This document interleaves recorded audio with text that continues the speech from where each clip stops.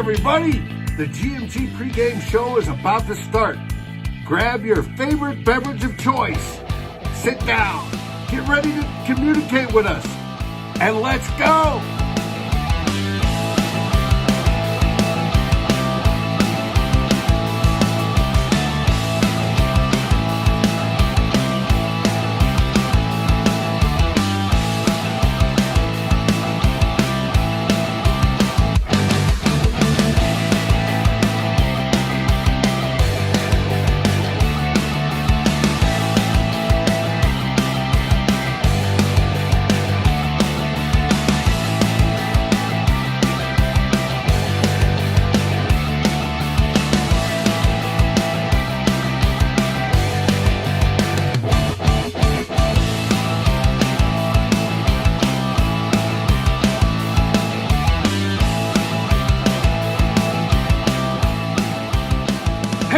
GMG's pregame show is about to start. That's what the countdown timer is for. Are you ready? The guys are ready to break down the game. Let's go, Vikings! Skol!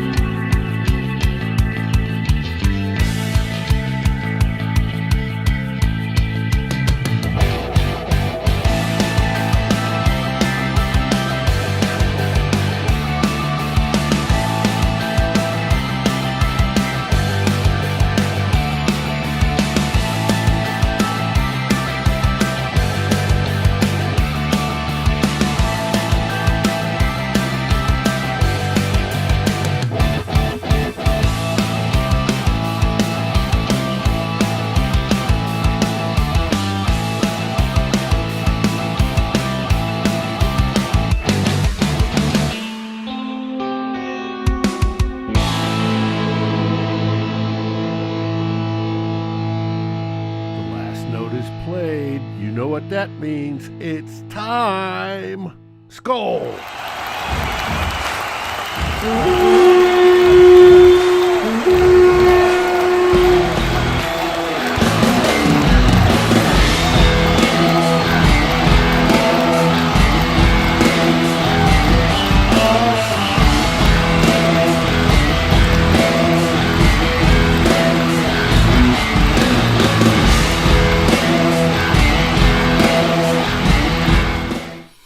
Everybody, thanks for joining us tonight on GMG's pregame show as we start your wild card, or as the NFL calls it, the Super Wild Card weekend. Hey, I made it. Hey, late but not forgotten. And finally here we have the one and only from the frozen north who had to unthaw his computer tonight, the drone master, Rhino, king of the jungle. How you doing, buddy? Doing well, boys. How we doing? Pretty good. Did you lose any weight? What's that? Nothing. Did you lose any weight over last weekend? I'm guessing I have. I didn't have much of an appetite for the most of the week here, but I haven't stepped on the scale yet, so we'll try that out tomorrow. And however many ounces your appendix weighed. Yeah. But we're glad you made it through that successfully, are healthy, and here to join us tonight.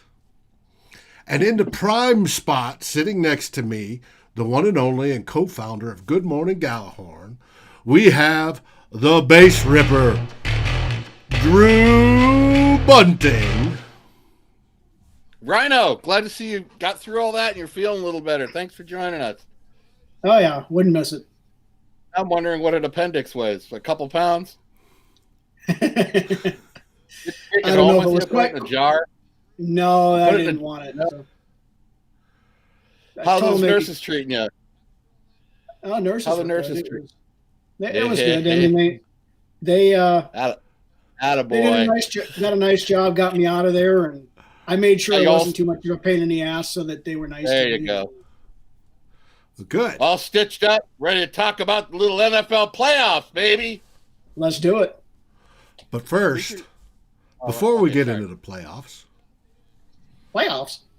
what do you think of Deshaun Watson wanting to leave Houston and virtually all of Vikings Twitter sphere and Facebook sphere, if you want to call it that, wanting him? Such nonsense. What this is called is it's Wildcard weekend. We're not in it.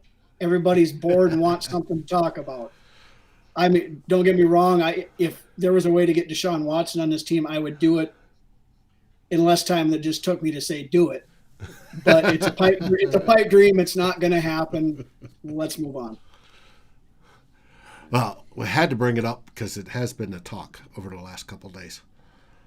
Now, tomorrow, Saturday,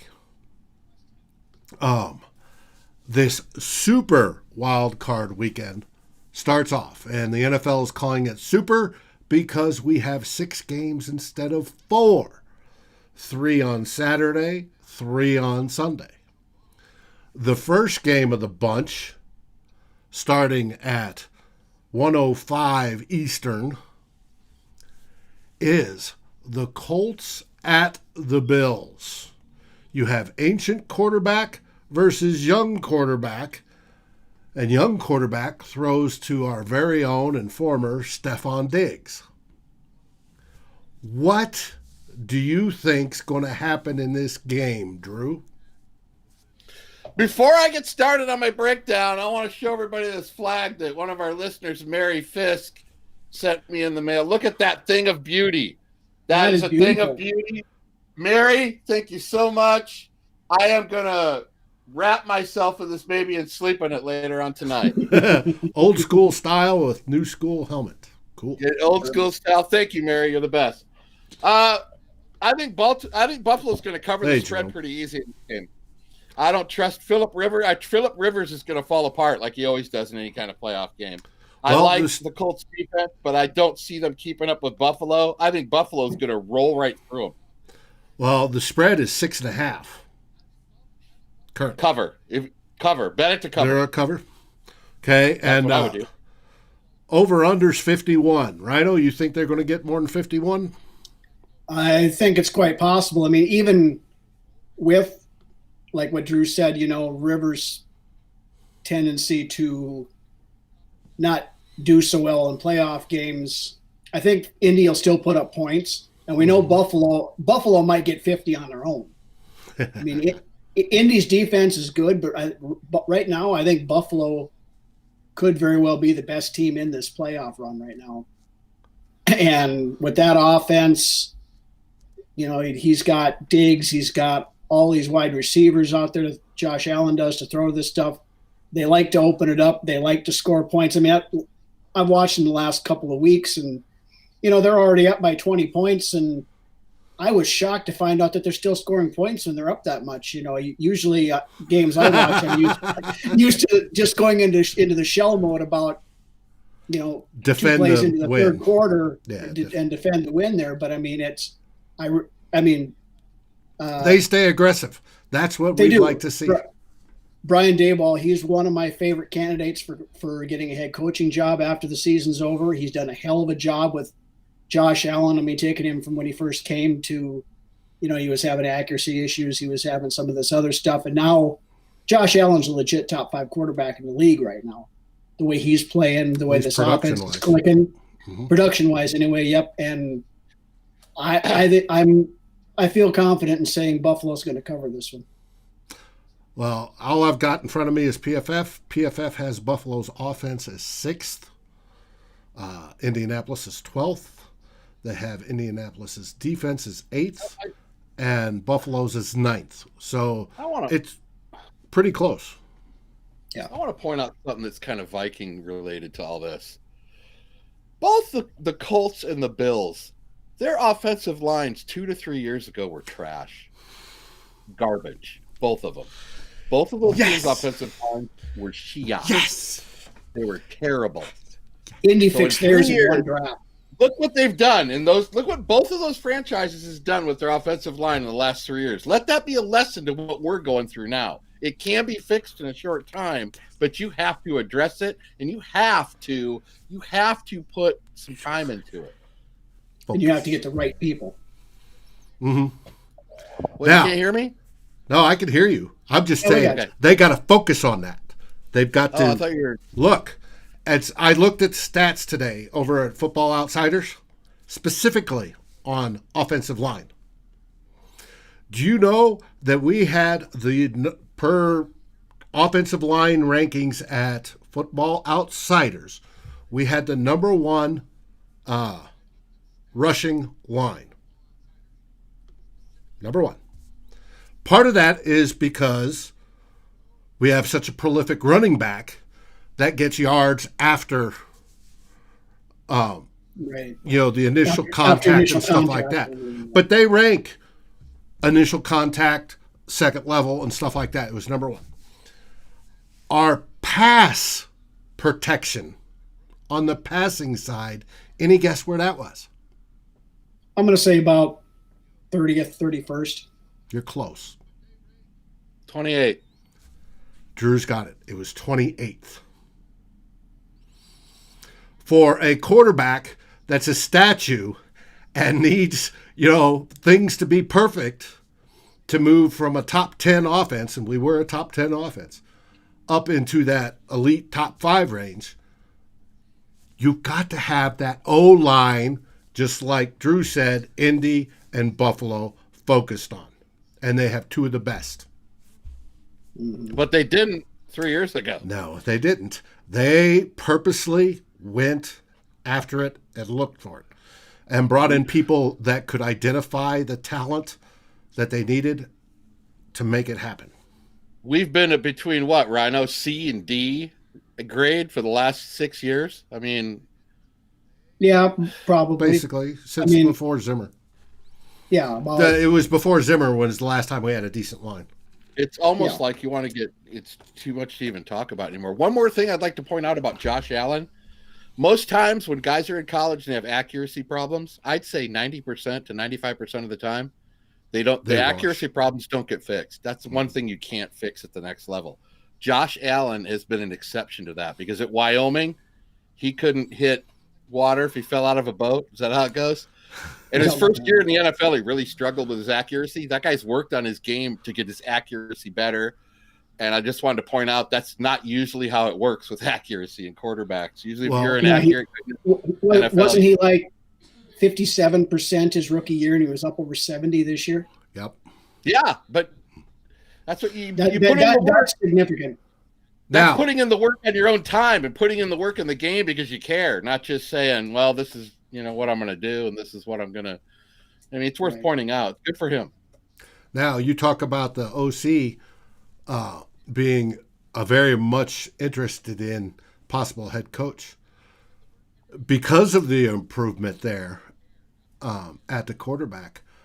You might be wanting to look at that quarterback's coach to move up to OC somewhere. And if Dayball gets a job someplace, that's what Buffalo. He may steal him. Bring him. He may steal a QB coach and take him with, or Buffalo may elevate him and try to keep him there too. So that's good. Well, I think Buffalo is going to beat Indy, and we're going to see if this is the final game for the Ancient One. But it should be good, and I'm looking forward to watching overdosing on football all weekend that I don't have to worry about and have a heart attack over. This will be Rivers' last game. He's not playing next year. Rivers needs to stay home and work on getting his family bigger. He needs to work on making his family. So we all think Buffalo covers 6.5. Are we straight across on that? We all think they're going to cover? And we all think they're going to win, obviously. I think so, yeah. Okay. You writing that down, Drew? No. Yeah, I should, I guess. Well, the next one. We got video evidence. You want me to write it down? I'll write it down. Our next game at 4:40 in the afternoon Eastern time, we have the two West Coast teams of the NFC West. The LA Rams will go up to probably in their underarm dingy white uniforms to play the Seattle Seahawks, where Russell Wilson is basically a one-man band. Rhino, what do you think of this game? I mean, I think this is. Do we have, what's the spread on this? Or do we have that? The spread is Seattle -3. Seattle -3. I mean, I'm fairly confident Seattle's going to cover that, no problem. I mean, you look at what's going on here. I mean, the Rams very likely are going to be starting their Alliance of American Football quarterback again, because Jared Goff, last I saw today, was still at best questionable because he just had thumb surgery back on the 28th. Mm-hmm. So you throw that into the point with, Pete Carroll has never lost a playoff game at home. I didn't know that. Really? Yeah, I saw that stat earlier today when I was watching some other podcast stuff. That's impressive. So you've got that. You've got the Russell Wilson factor, which, I mean, that right there. And granted, the Rams have a very, very good defense. I mean, you got Aaron Donald and you got all those guys over there that can make it tough on them. I don't think this game's going to be a blowout, but I do think Seattle covers. They'll probably win by four points, somewhere around in there in that general range. But I do believe Seattle moves on this one. Jerome, you were right. That should have happened a long time ago. It was suggested, but they went with. Didn't we draft Ponder in that draft? We drafted Ponder the year before. And then didn't want to switch. But then, we had and Leslie Frazier coached Russell Wilson at the Senior Bowl and said this kid's great. And then there was rumblings. He's too small, and we just got Ponder. Right, and then the comments made by Bud Grant, of course, like Jerome said there, and everything. It's another one of those Vikings deals. Woulda, coulda, shoulda, but we didn't. So exactly. Drew, what do you think about the Rams versus Seattle game? First off, that logo's hideous the Rams have. I can't believe they're keeping that thing. God damn, it's terrible. I think the line should be around 6 or 7. I'm actually shocked it's only 3 to 3.5. I thought Seattle would be at least a touchdown favorite with the quarterback situation that Rhino just mentioned. I got Seattle covering in this game, and like I said, I'm surprised that it's not more. The over-under, I'm not usually when you have a backup quarterback against a starting quarterback, you generally go with the under. So I don't know what the over-under is on it, but I would go cover and under. Over-under is 42, just 42. That's really low for an NFL. That is low. That's pretty low. Game. But I might be tempted to. I don't do a lot of over/under betting because over/under, if you pick a team to beat on the spread, then you pick the over/under, it locks you into a cage where you can't have, a certain amount of scoring throws you out. So I never parlay my over/unders on the same card as my covering, my natural covering bet. So I'm going to take Seattle to cover. Wilson, they're at home. Wilson's too good. The Rams won't be able to consistently put drives together with whoever the Wolford or whatever his name is. So 3 points seems really low to me. Well, PFF has the Rams overall at 9th, Seattle at 7th, the Rams on offense 17th, and Seattle at 7. That's with Goff, though. It's all different. Right. And then defense, they have Seattle at 13, which I thought it was high. And then, because their defense usually sucks. And then the Rams at 1. Yeah, I mean, with Seattle's defense as suspect as it tends to be, if Goff plays somehow, I mean, then you're probably looking at the over on this. But, with Wolford or whatever his name is, I just don't see him. I don't see the Rams putting up a ton of points, and the Rams' defense is good enough where Seattle's probably not going to put up a ton of points. I mean, you're looking probably that's why the over-under. You're looking at a low 20s to mid-teens for a score somewhere in there, probably 24 to 17, 24, somewhere in that range. Rhino, doesn't that 3 points seem a little low though? I mean, it does. I mean, usually the three, Granted, there's no fans and everything, so that's a difference. But usually the home team gets 3 points just because of, the home team. So, I mean, they're basically calling it a wash right now. Mm-hmm. Yeah, I could see with Goff in there, it'd be 3.5. With Goff against right. But not with a backup quarterback. Oh, well. Makes it easier to me to win money, right? Mm-hmm. That's what it's about, guys, winning money, right? Yeah, it could be. We're here to help the listeners. You guys want to take our betting advice, you take these because these are stone cold lead pipe locks. You take them to your sports book, copy down what we're writing, you will be driving a new car tomorrow. And then we take 10% off the top for help or consulting fees. Jerome, I think those road quote whites are the ugliest uniforms I've ever seen. They look dingy, like they need bleach, or an armpit stained. I think they're hideous. I agree with you. They are ugly.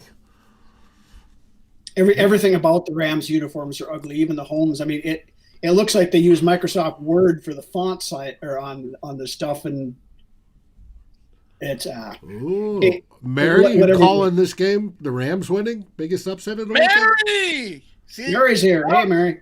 You know what? I don't care. Anybody that watches this show, anybody that emails me, anybody that texts me, I'm not going to listen to them. If Mary Fist says this might be an upset, that gets me thinking. Because Mary is all football knowledge. So now I got to rethink my position on this. Now but is she talking about this game or the next one? I thought she was just talking about the Rams. How could she be talking about I don't know. We haven't talked about it yet. Or is she talking about this one that starts at 8:15 Eastern Time, where we have Tampa Bay, which with a much better record, up at Washington. We haven't talked about it yet. How could she be talking about this one? Because she knew it was next. Okay. I hear you. Jerome, whoever designed those uniforms need to be fired. Yes. Drew. Yes. Tampa at Washington. This is the one when I was picking games with Ted, because we picked straight up, I took Tampa Bay with Tom Brady. If I was taking, we're going betting line, I would take Washington with the 9. Let me tell you something. Washington is going to give Tom Brady some fits. They're going to give him some fits. You know why? Washington's strongest part of their team is Sweat on one side and Chase Young on the other.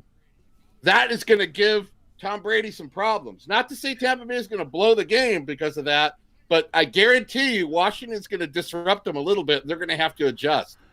I'm telling you, it's going to watch. You watch early in that game, Washington's going to have the upper hand on Brady. They will. Well, PFF has the market line at 8, but still that's high. Oh, I looked at Sportsbook before we got on the show, and it said 9. It's up to 9. It's moved? Okay. Yes. So I would actually I'd probably take Washington with the points. If that's how we're picking today. If we're picking straight up, I'm going Tampa Bay. If there's no points involved. I don't know how we're picking. I forgot at this juncture. Well, we're picking straight up. So then I'll take Tampa Bay. I'll take Tampa Bay. There's the over-under presently is 44.5 according to the market. Yeah, it seems low. It seems low, man. Damn. Yeah. Rhino, what do you think? 44? I think that realistically, I think this has the potential to be the most intriguing game of the day, because a lot of what Drew just said, with you got Sweat and you've got Chase Young, you've got Bostic, you've got the Washington's defense, they're pretty good. And we have seen on more than one occasion during the year, if you go out quick and you smack Tampa Bay around right off the get-go, they'll quit. Mm-hmm. I mean, they'll get frustrated and be thrown off. That's the story of Tom Brady. Brady gets frustrated and forgets what down it is and all this other stuff and that kind of thing. But I mean, and Tom Brady has had a history of that over his career.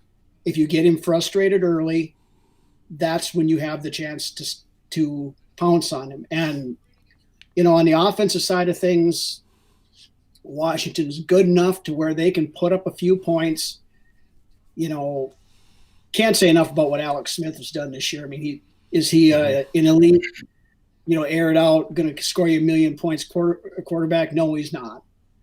But just from where he was, 2 years ago when his leg almost ripped completely off to being in here now starting a playoff game 2 years later, I mean, you got to respect the guy for what he's done. Mm-hmm. And I mean, they've got Terry McLaurin. They've got a decent running game. They've got what's their tight end's name? I can't think of it right now. He's a pretty decent tight end. So I mean, Logan Thomas. Yep. So I mean, if we're going straight up, I think slight edge to Tampa on this. It wouldn't surprise me one bit to see Washington pull this one out. But if you're going on the point spread, I'd take Washington with the points on it. Cool. Now, that's how I feel too. PFF has overall Tampa Bay 6th and Washington 20th. In what, offense? Just overall. On offense, they have Tampa Bay 2nd, and they have Washington 25th.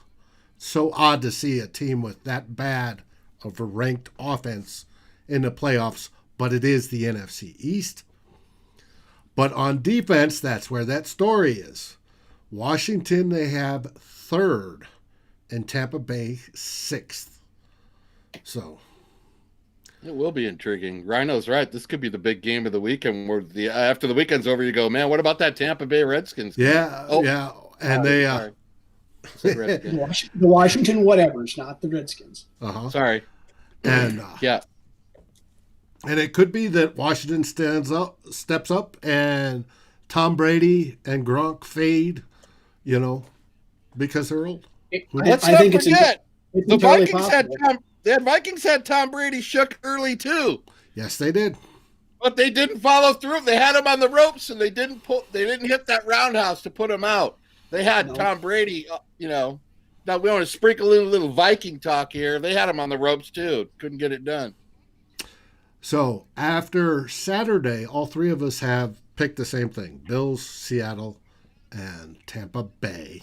If we were going point spread, Dave, would you take, like Rhino and I had mentioned, with 9 points, we'd both take Washington with the 9 points. Anytime you get over a touchdown, that looks good, and I'd probably take Washington at that point. At home, even. I mean, that's a good at deal home. for that. Well, there won't be any crowds, but there may be heavy security. Anyways. But so we're equal on all the picks so far. Mm-hmm. Well, that brings us to Sunday. Sunday. Same times, 1:05 first kickoff, 4:40 second kickoff, and 8:15 all times Eastern on the third one.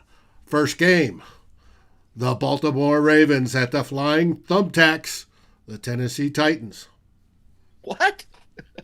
The Flying Thumbtacks? Yeah. Oh, yeah. Flying that is a thumbtack. I never even noticed that. I never noticed that before. Yeah. Now that I look at it, yeah, you're right. It is a thumbtack. That's great. I never noticed that. The Flying Thumbtacks. That's tremendous. The Titans. I heard that when they made that logo. It looks like a flying or burning thumbtack. Mm-hmm. Mm-hmm. But Baltimore at Tennessee. Drew, you want to lead us off on this one? Straight up, I think from what I've seen the last couple weeks, it seems like two teams going in kind of different directions. Tennessee has struggled the last 2 weeks. They almost lost that game last week to Houston when they had the big lead and blew it all. I just think Baltimore, I think if we're talking 2 months ago, I'd probably lean towards Tennessee, but the way the two teams are playing currently, and that's really what matters, is how you're playing going into the playoffs. That's all that really matters. I have to think, or at least how you're playing first game in the playoffs. I think Baltimore gets a little revenge from last year in this game. I think Lamar Jackson's going to play really well. I think Henry will still get his yards, but I got Baltimore winning this game. Okay. Well, Baltimore is giving up 3 points. It's Tennessee +3. Baltimore -3. Well, that means Baltimore's favorite if it's Baltimore -3. Yeah, which is basically your home field for Tennessee right there. So it's at very least a straight up wash right now. No, he said Baltimore's -3. It's -3. Oh, Baltimore's a 3-point favorite? Yep. Okay. So basically, on a neutral zone, you'd figure +6 right now. Technically. Could be. Vikings Jerome said go Titans. Titans play a similar offense that we do with the zone running and an outstanding running back. I don't think it's similar if they're 10-5. Well, they just had things fall their way. But style-wise, it's similar. Rhino, do you see any interesting matchups in this game? Well, I mean, I think it's intriguing, like you said, with the type of offense. Derrick Henry has been a beast. The man got 2,000 yards. He's 8th player in league history to do that. So, if he's on, he's going to be awful tough to stop. I don't care how good Baltimore's defense is, which they got a good defense. With Tennessee, they were one of the few teams in the league that were actually worse at sacking the quarterback this year than we were. Would they have? I don't know how many sacks they had the last game, but I know as of week 16, they only had 15 sacks. Wow, right? That's amazing. And we were, and the biggest thing is if they can keep Lamar Jackson contained and keep him in the pocket, then I think they stand a chance at knocking him off. But if Jackson starts running wild, then you've got J.K. Dobbins, who's really run well lately. It's going to be a tough day for Tennessee. I like Tennessee. I like their coaching staff. Arthur Smith, their OC, he's another hot candidate for getting a head coaching job someplace next year. Kind of torn on this one. My head tells me to go with Baltimore on this, but my gut's kind of tell you? It left. It's not here to give me any insight anymore. Your guts can't. So you can't go with your gut feeling, then, can you? Well, my gut's still here. There's still plenty of gut left. There's just no appendix. But realistically, my gut is telling me to go Tennessee. So what's it said Baltimore's +3? Yeah, and the over-under 54.5, which is high. You know what? I'm going to go with this as my upset for the weekend. I'm taking Tennessee on this one. Ooh. My gut says Tennessee. I'm going to pick Tennessee. It's not a huge upset, though. I had a hard time picking Baltimore. No, it's not. So but like I said, it just something tells me that Tennessee is going to right the ship and pull it out this weekend. Lamar Jackson has struggled historically in the playoffs, in the big games and stuff. So screw it. I'm going Tennessee on this one. I'm very likely going to be under on the. You said 54.5. You said 54.5. Yeah, I think I would go under on that one. You have PFF has it overall. The Ravens 5th and Tennessee 11th. And for offense, Titans 3rd and Ravens 11th. And for defense, the Ravens 14th, middle of the pack, and the Titans 19th, a little lower middle of the pack. I'm going to take Baltimore because I think they play a more aggressive strength game versus the run spread offense. So I think it's going to be more punch in the mouth. And even though they haven't done as well in the past in the playoffs, I think they've learned from it, and they're going to take this one. So that puts us, Baltimore, Tennessee. It's our first split. This game screams whoever makes the bigger bonehead plays is going to lose. This game screams. Yes, it does. And it may only take one. Uh-huh. Right. Like a missed field goal or something at the end. Mm-hmm. Yeah, it very well could be crazy. Very well could be crazy. And Mary's agreeing with you there, Rhino. I knew Mary was a smart cookie. But she might be talking about the next game yet that we haven't. Yeah, talked she about. could, because we're going to talk about it right now. Chicago at New Orleans Saints. Come on, guys. Come on. What's the spread on this? 10 right now. That's what I read. I read earlier in the week. Give me a second, and I'll go back there. 10. Believe me, I wouldn't lie to you, David. It's 10. Not about. Say, I don't lie to you. It's 10. I lie to other people, but I don't lie about football. I'm just looking at what PFF showing. It's 10. 10 points. Maybe it should be 17. I don't know. This game feels like over my halftime game, man. I mean, Michael Thomas coming back. Kamara just got, 36 touchdowns against the Vikings? I mean. Yeah. Tied an NFL record. I was watching NFL Network earlier today, and Kamara led the league this year with 21 touchdowns from scrimmage, as running and passing. 6 of those were in one game against us. And it could have been 7, but they didn't go that way. Hey, Brady. Brady says, go Bears. Yeah, bear down. Bears have no shot. You're better off building a spaceship out of cardboard and landing it on the surface of the sun than the Bears in this game. Don't bet it. And, yes, Vikings Dome, none of us can stand the Saints. But I don't think the Bears have a chance at all, period. They're going to have to get some turnovers. The only thing I liked is they made the playoffs, and that probably secures Nagy for at least another year. How'd they make the playoffs and we didn't? We want to go down that because road? We lost to them. They beat us. Mm-hmm. More than that. All we had to do was beat them. We would have been in. Bears had a bunch of injuries all season too, and a crappy quarterback. Not compared to us. Come on, dude. There's only one team that came close to comparing number of starters.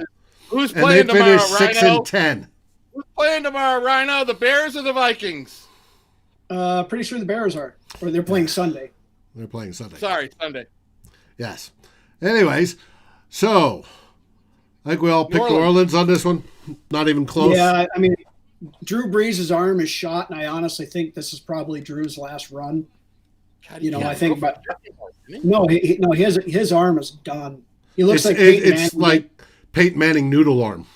Yeah, that last year of Peyton Manning. I mean, but even with that, I really don't see how the Bears would pull this off. I would sit and laugh my ass off for about 30 minutes straight at Sean Payton if the Bears were to do this. But that would be funny, wouldn't it? I mean, I'd freaking be on the floor rolling.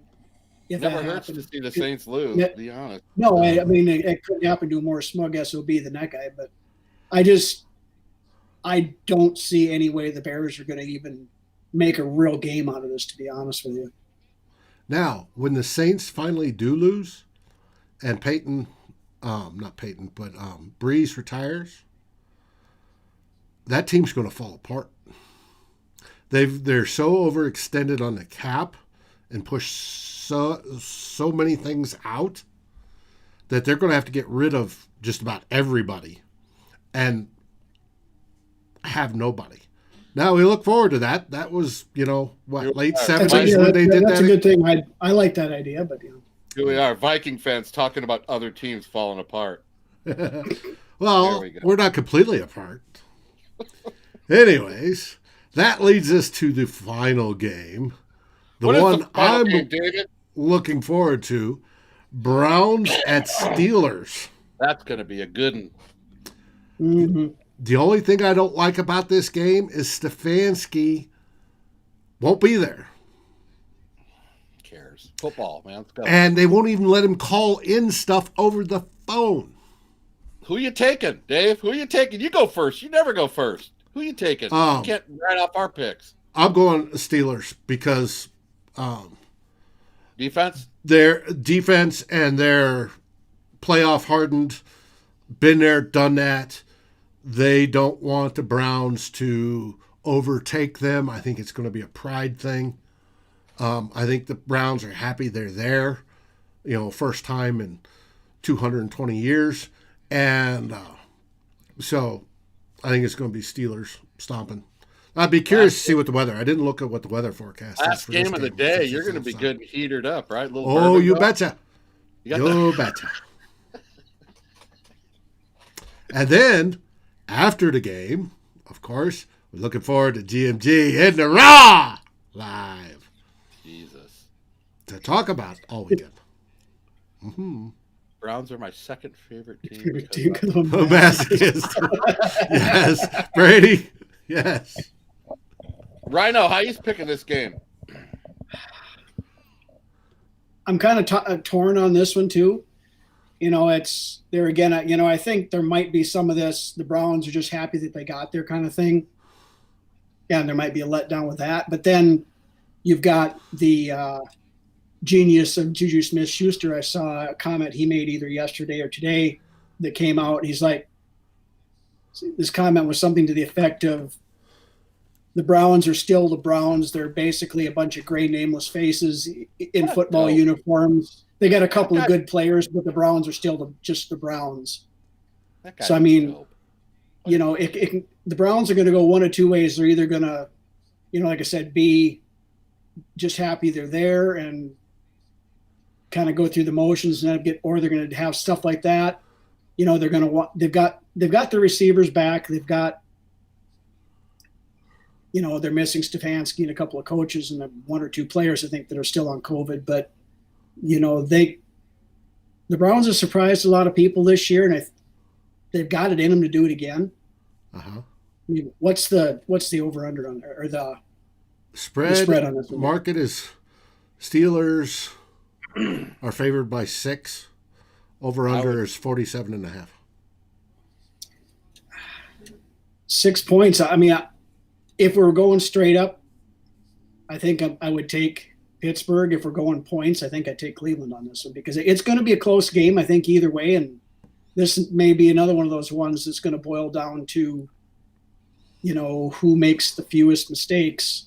One or two plays could make a turnover or two could decide it. Yes. Yep. So, I mean, missed kick. So I think in the end, I think Pittsburgh does take it. I want to take Cleveland, but I'm going to take Pittsburgh on this one. But if we're going points, I'd take Cleveland with the points or the spread. Drew? He is exactly right. Along the same, we are in agreement with that. With the 6.5 or 6, whatever it is, it's too much. Too many points. I think I'd take the Browns with the points if I was forced to. But since we are picking straight up, Big Ben has a tendency to pull these games out in the fourth quarter. He's done it his whole career, and the bigger the game, the more he seems to be able to get it done. I do really like the Cleveland running game. I think they have one of the best tandem running backs in the league. If they get rolling with that running game and they put up $150 on the ground, this game could very well be theirs. Well, I'm going to give you some interesting numbers. Overall, PFF has Pittsburgh ranked 10th and Cleveland ranked 12th, right? So relatively close. Where we get really wild is in the offense and defensive rankings. Offense, they have Cleveland 5th and Pittsburgh, you'll never guess this, second. 32nd. I was going to say mid-20s because they went through a stretch there where they weren't doing squat. 32nd. They couldn't last in the league in defense. I don't think so. Offense. No, offense. Oh. Not defense, offense. Oh. Pittsburgh went through a streak there where they couldn't score at a hooker convention with a handful of hundreds, but what? Anyways, I would know, but okay. Now, when it comes to defense, listen to this guy. You were in the military, Dave. Shut up. When it comes to defense, the Browns are ranked only 21st. But Pittsburgh is ranked 2nd. They've got a good defense. It's going to be a good game. And you're probably right. Is whether they get that run game going or not is whether they have a chance. Yeah, the problem with when I watched Cleveland play a couple times this year, when their run game's going, everything else is rolling off that. Baker Mayfield is a completely different quarterback. When he starts pressing and he starts throwing into tight windows and getting all frazzled, and you can see him getting so emotional on the field, that's when they start struggling. Yeah. Boy, that sounds familiar. If that running game isn't working, Baker Mayfield goes DEFCON, man. That guy, and sometimes it works. Sometimes he'll throw 3 touchdowns in the last quarter and pull the game out, but more often than not, he's throwing these inexplicable incompletions and interceptions, and you're going, what the hell is he doing? So I think it's all predicated off that run game. So I think you know what? I think Dave Tomlin knows that. Mike Tomlin. I think he knows that. I think he knows he has to shut down that running game, because then you're going to get in Baker's head, and that's when Pittsburgh could beat you. Right. It's going to be a great game. There's some good games this weekend, man. Some really good games. Yeah, I think all of them are good except for that middle one on Sunday. Bears and Saints. Yeah. But what did you say? A handful of hundreds and some hookers? How did it go? I said you couldn't score if he was at a hooker convention with a handful of hundreds. That's almost as bad as I'm more confused than Ronnie Millsap at a corn maze. Same difference. Appendix or not, Rhino still brings it. Speaking of which, Rhino, last words. Are you looking forward to this weekend? Oh, absolutely. I mean, who's not going to look? Us football fanatics and the guys that just love the game of football. How can you not be excited about having basically 12 or 9 straight hours of football 2 days straight? And games that by and large, like we said, that means something. They all mean something, and they all look like they should be pretty good games. Like other than that New Orleans and Chicago game, I think that one's going to be kind of a laugher. But it's going to be a fun weekend to watch. It's like you said earlier too, Dave. It's different to be able to sit down, not really have a dog in the fight, so you can sit and enjoy the game versus, to quote the great Ted Glover, chewing on glass for the last quarter and a half of every game. Just sitting there trying to sweat things out, and when you don't have a team in it, it makes it a little bit less stressful to watch. Yeah. But no, I think it's going to be good, and looking forward to it. Stan, you're possibly right. One good hit on Breeze. We'll see. Good point. Yeah. Drew? Jameis Winston playing for you in the playoffs. I wish our beloved Vikings were in there. I don't care if I have to chew on glass. It's always better when the Vikings are playing. But yeah, to have an extra football game each day. I mean, we have never had that. We've never had Wildcard weekend, with 3 games on Saturday and 3 games on Sunday. That's porn. That's why they call it Super Wildcard weekend. So I'm looking forward to all these games. More football, the better, guys. That's what we live for sometimes, football on the weekends. And it's going to be running out real soon, so we have to get our fill. Yep. Mary asked, any big upsets? The only one we differed on was Baltimore and Tennessee. Everybody else? Really? Across the board, we agreed on every other game? Mm-hmm. Yeah. Shit, makes me feel like taking the Browns now just to be different. Speaking of taking the Browns, it's time to wrap this up. Yeah, Viking cow. Everybody, thanks for joining us. Even you, GPMA. Twisted Tea looks good. And we hope you enjoy the Super Wildcard weekend. 9 football games. 3 on Saturday, 3 on Sunday. No stress on our part. And then join us after the Sunday night game for GMG and the Raw Live, where Flip will join us, and we'll talk about it all. We look forward to seeing you then. Stay safe. Super Bowl! Next year, Super Bowl! Super Bowl. Stay safe. Stay sound. Enjoy good beer or good whatever beverage, food, and especially company. And we'll see you Sunday. Skol! See you, lunatics.